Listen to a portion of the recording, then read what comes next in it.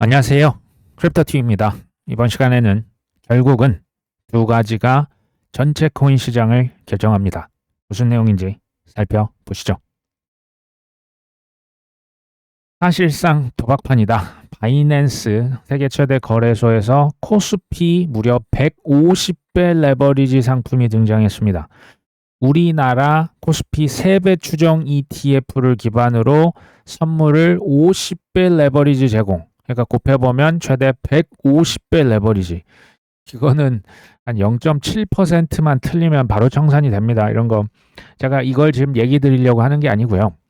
지금 무기한 선물이라고 하는 게 뭐 바이낸스다, 뭐 하이퍼 리퀴드다 계속해서 점점 거래량이 늘어나고 있습니다. 근데 우리나라 기업의 주식 삼성전자 하이닉스를 기반으로 파생 상품을 만들어서 심지어 한국 사람들은 여기 또 참여가 안 됩니다.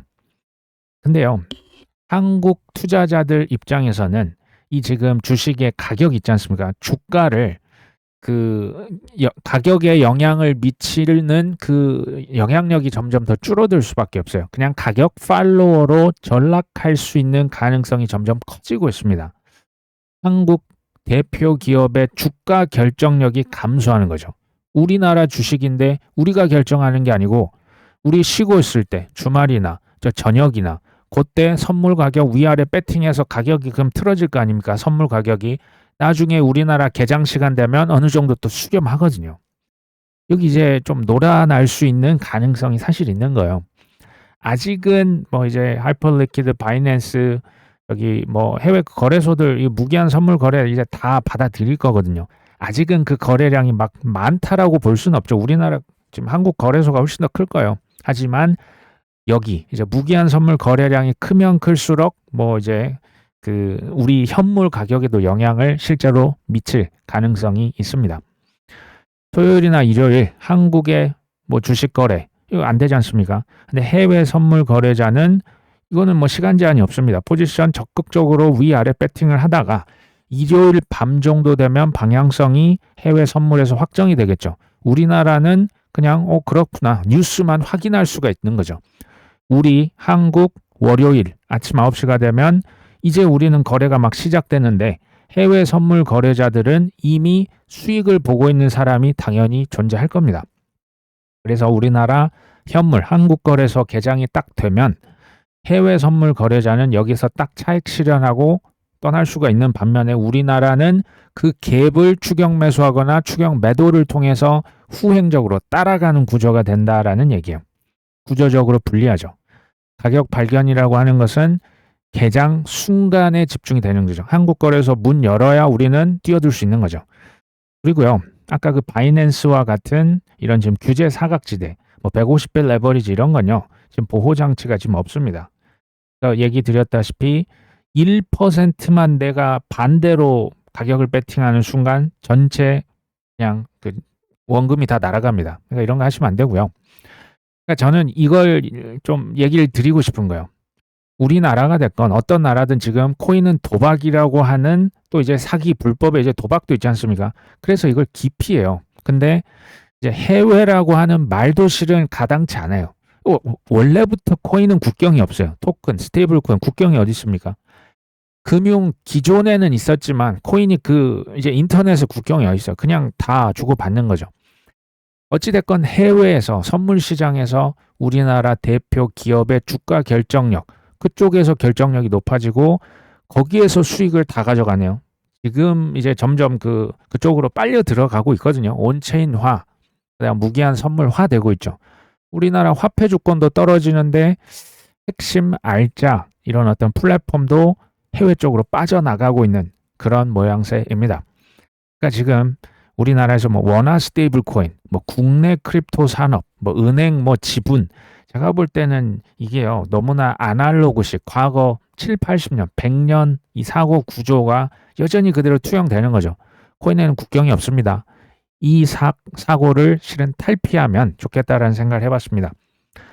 인도에서 테더 프리미엄이 8.5%를 돌파했습니다. 원래는 한 3, 4% 정도 있었는데 갑자기 올랐는데 그 이유는 인도에서 집행국, 그러니까 규제 당국이 해외 송금 업체를 단속했어요. 한마디로 테더 쓰지 마.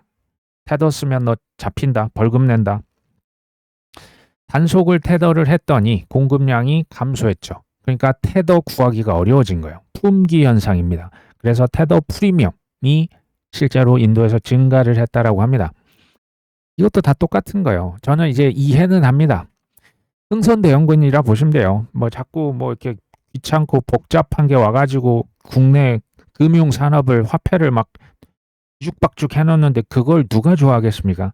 근데 이거는 결국은 이제 손 가리고 아웅하는 거죠. 통제를 하고 싶고 하지만 그리고 이제 또 두려움도 크고 근데 이걸로 되겠습니까?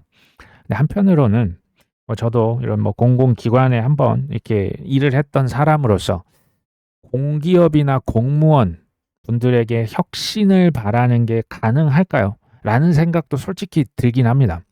어찌됐건 지금 상황을 한번 이해해 보시면 미국에서는 달러 패권이 유지가 안 됐잖아요. 빚을 국채를 안 사줬지 않습니까? 그래서 달러의 빚장을 풀어버렸다. 이게 디지털 달러 스테이블 코인이잖아요. 이거는 빠르게 그냥 적응하셔야 돼요. 그러니까 테더, 뭐 USDC 저는 수요는 당연히 앞으로 몰릴 수밖에 없다. 적응을 빨리 하는 사람이 당연히 살아남을 확률이 높습니다.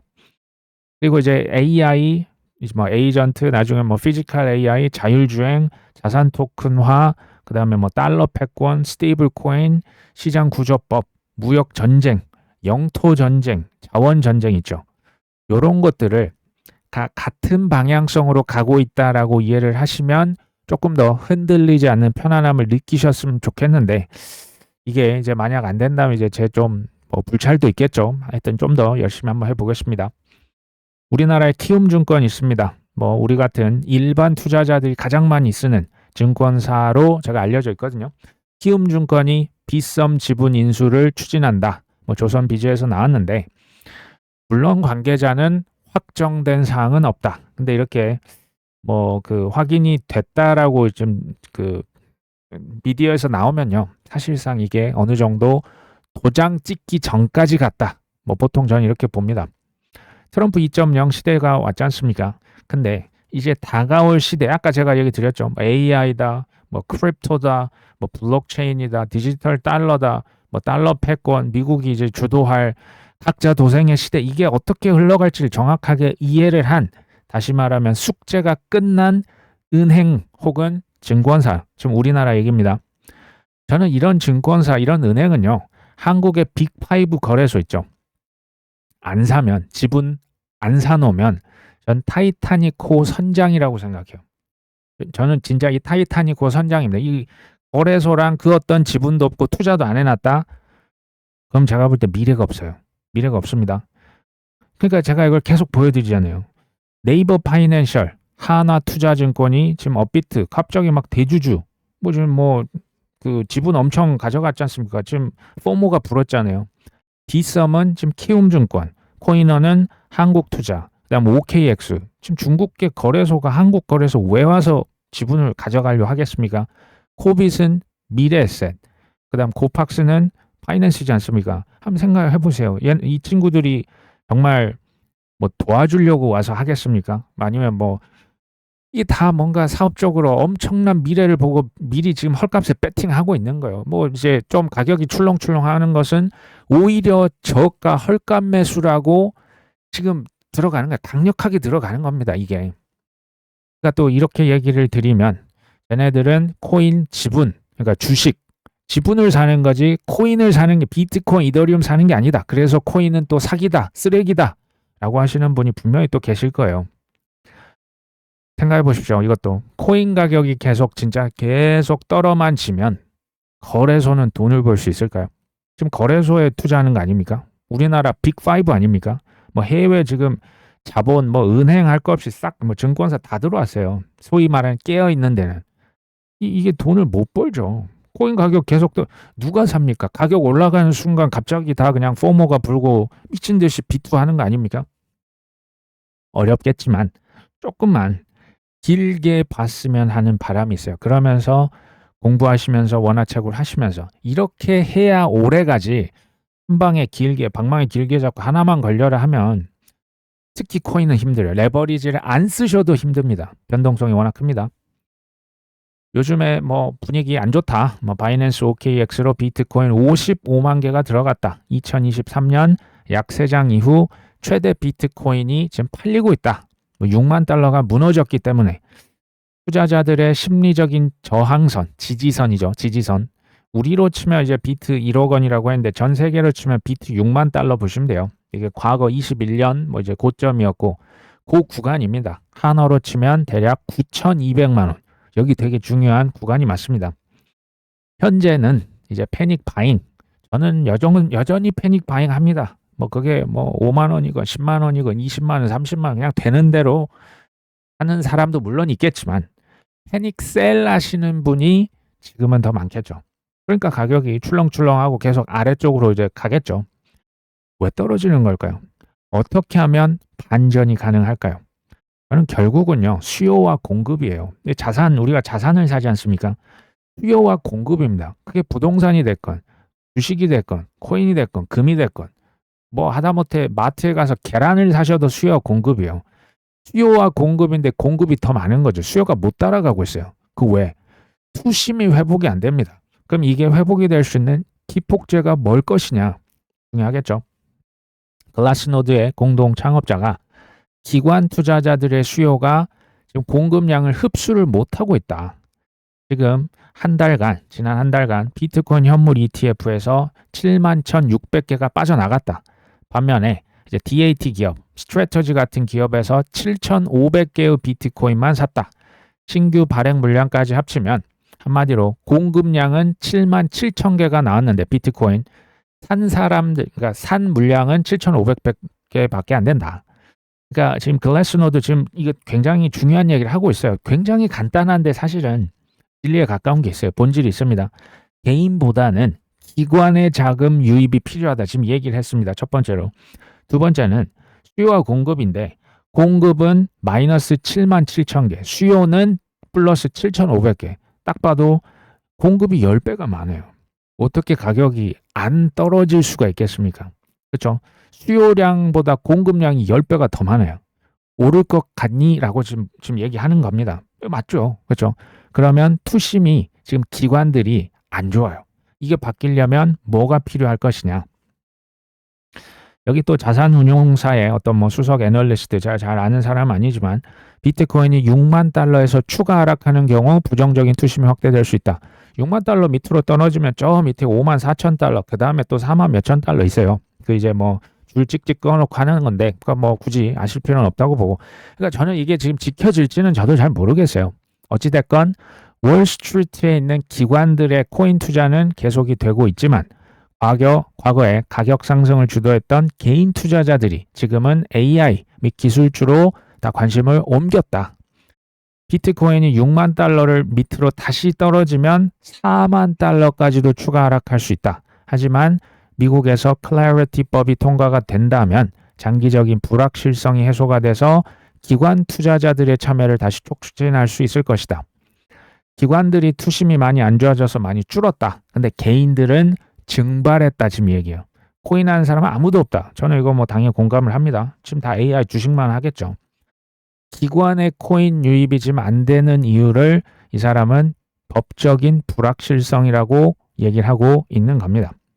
상승 트리거, 클래리티법이 통과되는 게 맞아요. 그러니까 우리가 지금 워낙 떨어지니까 에이씨 그거 뭐 통과돼도 뭐 달라질 게 뭐가 있겠어라고 얘기를 하시겠지만 기관 투자자들 특히 규모가 클수록 법적인 명확성이 없으면 단 1달러도 못 들어가요. 그런 기관들이 많습니다. 전 세계적으로. 그러니까 이것도 우리 개인 투자자 입장에 생각하시면 안 됩니다. 그 다음 그레이스케일. 저는 이 그레이스케일 보고서 누가 썼는지 제가 한번 찾아봤어요. 뭐 제가 뭐 저랑 좀 의견이 비슷합니다. 핵심을 굉장히 간단하거든요. 근데 여기에 의외로 힌트가 많이 있다고 봐요. 미국의 디지털 자산 시장 구조법, 클래리티법 통과. 이건 똑같습니다. 두 번째 하나 더 있어요. 연준의 통화 정책을 꼽습니다. 이것이 향후 비트코인 가격을 좌우할 핵심 변수 두 가지. 하나는 클래리티법, 두 번째는 연준입니다. 지금 클래리티 법안이 상원을 통과하고 스트래터지는 제가 볼 때 약간 부차적인데 어쨌든 뭐 스트래터지 요즘 문제가 많죠. 그 다음에 연준에서 금리를 인하할 경우입니까? 연준이 금리 인상을 유보할 경우입니까? 연준이 금리 인상을 하지만 않는다면 비트코인은 이미 바닥에 근접했을 가능성이 있다. 이거는 이제 좋은 케이스. 반면에 법이 올해 통과가 안 되고 DAT 기업들이 계속 청산돼가고 망하고 연준이 물가 상승 등의 이유로 금리를 인상을 만약 해버린다면 비트코인은 정말 저 세상 갈 겁니다. 추가 하락세 보일 수 있어요. 두 가지 얘기를 지금 하고 있는 겁니다. 저는 예나 지금이나 똑같이 얘기를 계속 드리고 있어요. 실은 작년에도 제가 얘기를 드렸어요. 명확성과 유동성 이 두 가지가 만나면 폭발할 것이다. 저는 그 날이 올 수 있다. 근데 그 정확한 날짜는 저도 모릅니다. 이게 뒤로 계속 미뤄지니까 힘든 거죠. 첫 번째가 명확성. 이건 제가 얘기를 여기서 깊게 안 드릴 겁니다. 두 번째, 유동성에서 재무부가 문제가 됐던 적이 있습니까? 없어요. 스콧 베산트는 오른팔 왼팔 아닙니까? 상무부 장관이랑. 그럼 누가 문제였습니까? 유동성에서. 제롬 파월 연준 의장이 문제였죠. 옛날 2018년도부터 문제였어요. 그 연준이 문제였는데 지금 어떻게 됐습니까? 바뀌었죠. 케빈 워시로 바뀐 겁니다. 저는 그래서 중간선거 전에 이 법이 통과가 될 것이다. 두 번째는 연준과 재무부는 콤보를 이룰 것이다. 방향성이 트럼프 행정부와 똑같이 좀 심하게 말하면 연준은 재무부의 하위 기관 느낌으로 갈 수 있다. 독립성이라고 얘기를 하는데요. 이 국가의 그 부채, 그 GDP 대비 부채, 지금 미국이 120%가 넘거든요. 이런 상황에서 연준은 독립적으로 갈 수가 없어요. 빚이 120%가 넘는데 무슨 독립적임? 진짜 금리 인상하면 미국 국가 부채 감당이 안 돼요. 지금 40조 달러인가 그렇지 않습니까? 같이 갈 수가 없어요. 예전에 그 폴 볼커 생각하시면 안 돼요. 폴 볼커 때는 GDP 대비 국가 부채가 40%인가요? 50%도 안 됐어요. 그러니까 그땐 금리를 막 20% 올리면서 물가를 진짜 잡았죠. 근데 성장도 같이 주고요. 지금은 그런 시대가 아닙니다. 연준 입장에서 금리 인상은 저는 어려울 것이다 라고 봅니다. 그리고 반면에 금리 인하도 당분간은 어려울 것이다. 특히 7월 말은 전 좀 어렵다고 봐요. 7월 말에는 금리를 동결을 할 것으로 예상을 합니다. 지금 현재는 가능성이 가장 높습니다. 근데 6월 달은 매파적 동결이었죠. 저는 비둘기적 동결 나올 수 있다고 보는 거예요. 요렇게만 해줘도 시장은 만세를 부를 거예요. 만세를 부를 수 있습니다. 근데 전제 조건이 있습니다. 이게 지금 희망회로 돌린 거라고 하시면 이 전제 조건을 보셔야 돼요. 유가 있죠, 유가. 원유 가격이 현재 수준을 유지해 줘야 합니다. 이게 전제 조건이에요. 대략 70달러 전후입니다. 배럴당. 이걸 유지하면 저는 저거 가능하고 그 이후에 금리 인하까지도 연말까지 해서 한 번 정도 나올 수도 있다. 그러니까 트럼프 대통령 예나 지금이나 선거 전에 돈 찍고 나눠주고 싶은데 그래야 시장도 오르고 감세도 하고 규제 완화도 하고 다 같이 너도 좋고 나도 좋고가 되는데 제 생각에 금리 인하만큼은 예전 제로금리 이걸 생각하시면 안 돼요. 금리 인하가 제가 볼 때 생각보다 늦어질 수 있다라고 하는 것을 감안하셔야 돼요. 그리고 예전보다 금리가 높을 거예요. 제로금리 아니에요. 그러니까 내려봤자 찔끔찔끔 할 가능성이 있습니다. 실제로 금리 인하가 빠르면 9월 중순이에요. 빠르면.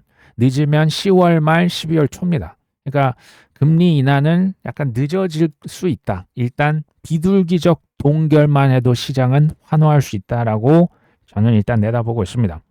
어찌됐건 현재 코인 하락은 기관들이 안 들어온다. 지금 개인에 비해서 기관들이 이제 점점 더 커졌지 않습니까? ETF 자금 많이 들어갔죠. 그 ETF에서 자금 지금 몽땅 빠져나온 겁니다. 근데 투심은 최악이다. 왜? 불확실성이 너무 크고 금리 인상, 인플레이션 파이터 엄청나게 겁을 줬죠. 케빈 워시가. 클래리티법이 통과가 된다면요. 이게 이제 뭘 의미하냐면 메인 스트리트가 장난쳤잖아요. 장난친 애들 되게 많습니다. 불법지대, 회색지대 장난치면 근데 저 법 통과되면 이제 잡혀가요. 근데 법의 규제를 이제 바꾸요. 우리 같은 투자자들이 보호를 받을 수가 있는 게 클래리티 법이에요. 법이 그래서 중요한 거예요. 이 지금 회색지대에서는 그냥 위아래 이렇게 밑장 뺄 수 있는 겁니다. 그리고 금리 동결을 하고 인하에 저는 냄새만 풍겨져도 코인은 선반응할 수 있다고 생각해요. 물론 지금 주식도 오를 수 있는데요. 코인은 유동성 냄새만 맡아도 오를 수 있다.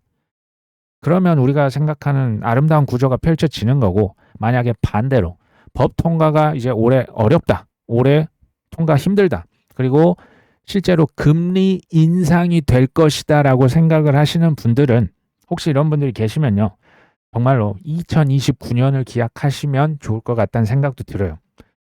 이 핵심은 뭐냐면, 제가 꼭 맞다라고 하는 보장은 없어요. 그리고 절대 저는 뭐 사세요, 파세요, 투자 권유 추천 절대 안 합니다. 핵심은 이거예요. 이 두 가지 본질을 보시라는 거예요. 하나는 명확성이고 하나는 유동성이에요. 명확성이 올해 될 것 같아? 지금 올해 지금 연말 다 기다리신 거 아닙니까? 올 하반기 기다리신 거 아닙니까? 그럼 명확성이 지금 통과가 될 것 같아? 유동성이 들어올 것 같아? 신호가 어떻게 나올 것 같아? 연준에서, 재무부에서 선거 전에 뭐가 풀릴 것 같아? 요걸 한번 스스로 판단을 해보시면 좋겠습니다. 제 의견은 본질에 가까운 것일수록, 소중할수록 엘리트들은, 기득권들은 우리들이 알아먹기 힘든 지저분한 소음과 정말 힘든 그 퍼드를 생성해서 유포를 합니다. 소음, 그게 뭐냐? 코인은 사기다, 불법이다, 다단계다, 쓰레기다, 쥐덫이다. 이거 정말 막 노이로제 걸릴 만큼 저는 많이 들었거든요. 이 퍼드는 한번 역사를 한번 가만히 생각해 보세요. 2014년도에 무너졌던 그 마운트 곡스를 왜 지금까지 우려먹고 있는지 한번 가만히 생각해 보세요. 지금 12년 지났는데 중국 퍼드, 뭐 인도 정부 퍼드, 독일 정부 5만 개 매도. 사실 뭐 독일 정부는 팔았던 건 뭐 사실이 맞습니다. 어찌됐건 이 하락할 때 꼭 이런 것들이 나와요. 뭐 퀀텀 컴퓨팅 퍼드, 리플 소송 5년 갔습니다. 5년. 지긋지긋하거든요. 5년 이거 겪어보지 않았으면 솔직히 말을 하시면 안 된다라고 저는 생각해요. 그만큼 힘든 거예요. 소음. 왜냐하면 세뇌시키거든요. 테라루나 FTX 뒷단에서 그 에이다 창업자가 뭐 블랙락이랑 시타델이 이거 장난쳤다 얘기하다가 그거 갑자기 사라졌거든요.